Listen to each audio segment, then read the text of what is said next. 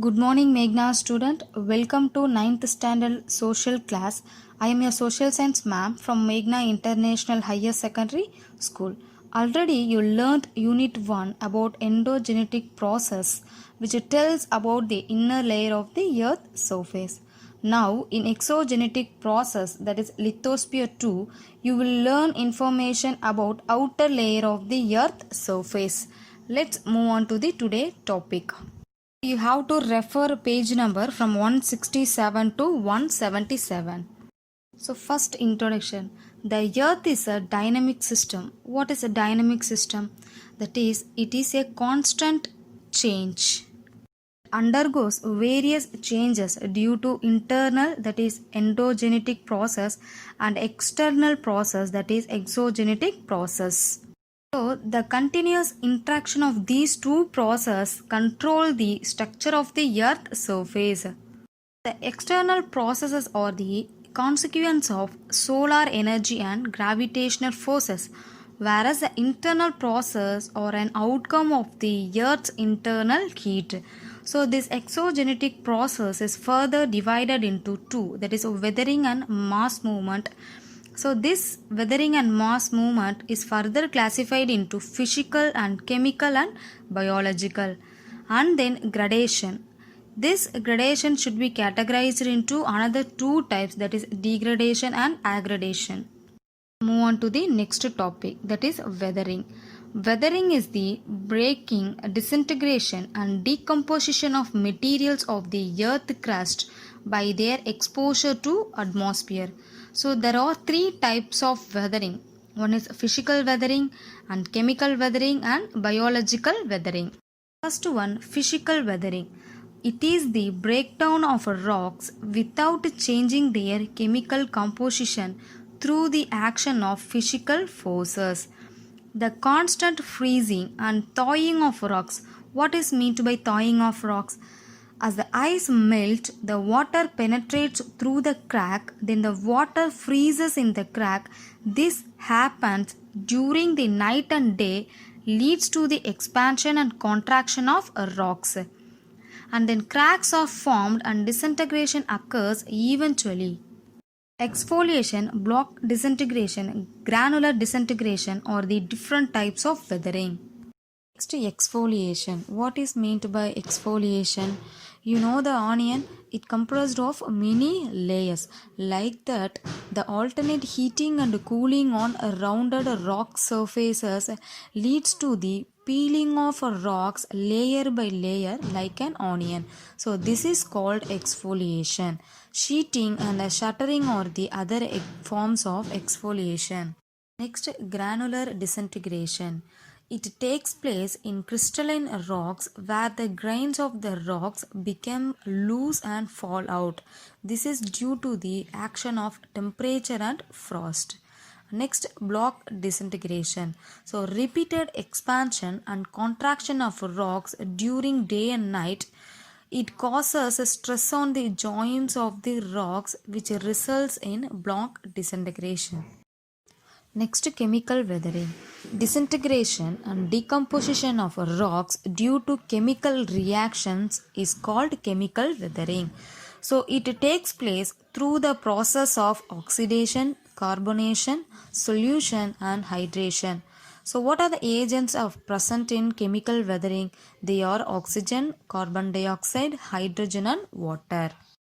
Next, oxidation. So, oxygen in the atmosphere reacts with the ion found in rocks, thus leads to the formation of iron oxide. Next, carbonation. The carbon dioxide mixed with rainwater or moisture forms carbonic acid.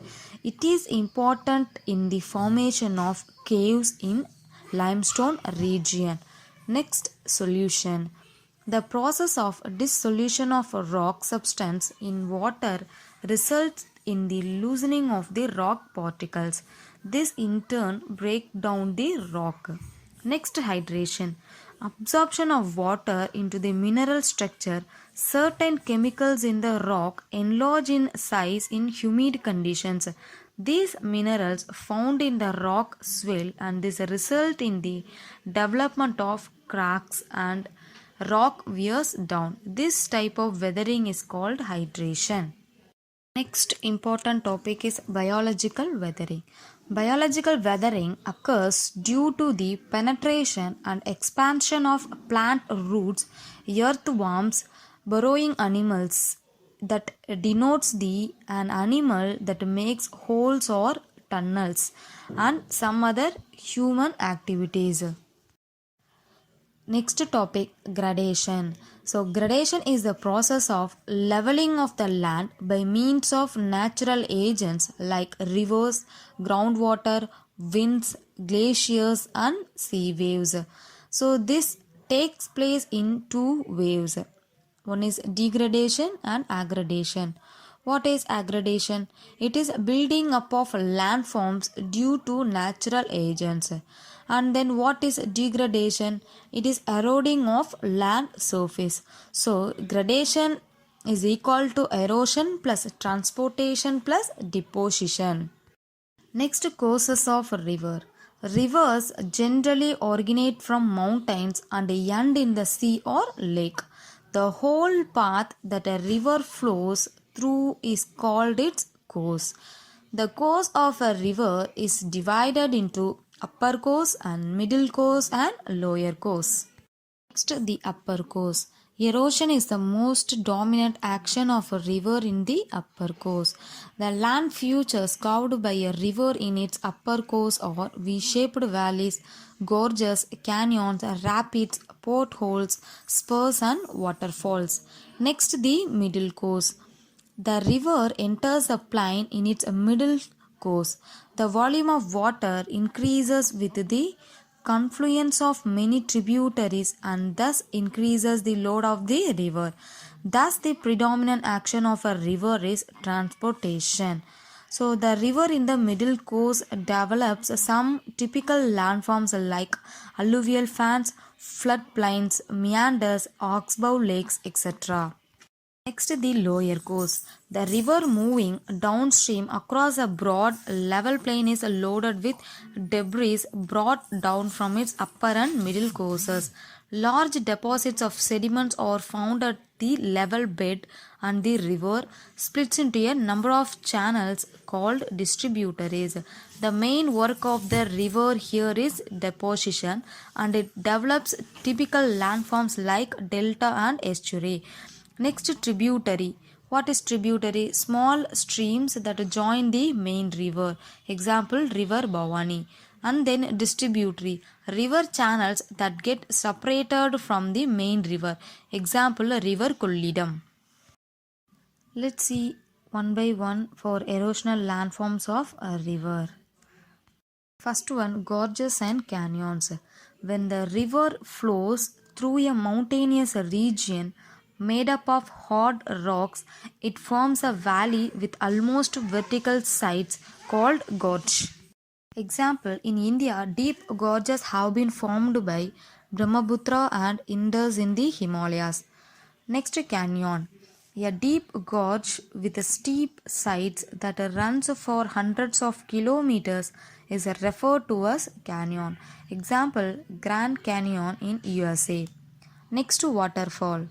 When a river flows in a region where the hard rocks lie over soft rocks horizontally, the soft rocks get eroded quickly and the hard rocks projects outwards.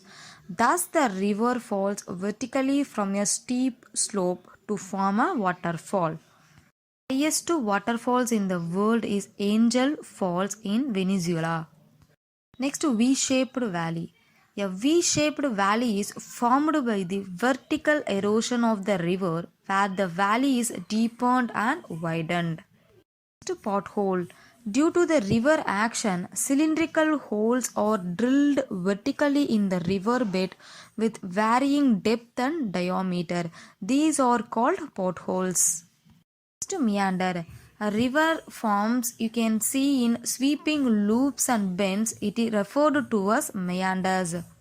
Next, Oxbow Lake. A lake looks like almost a complete circle with narrow necks. This is called as Oxbow Lake. The world's largest Oxbow Lake is Lake Chicote in USA. Next, depositional landforms of a river. First one, alluvial fan. A fan-shaped deposition made by the river at the foothills is called an alluvial plain. And then flood plain. Fine sediments are deposited on a river banks when a river floods. These sediments make the region rich and fertile. This is called floodplain. Next, estuary. Estuary is formed where the rivers meet the sea. Deposition of silt by the river is not possible here in the estuaries like delta, as if the waves keep on eroding the deposits. Example, river Narmada and Dapti river.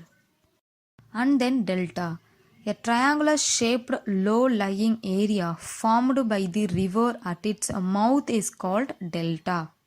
Example, Kaveri delta in Tamil Nadu.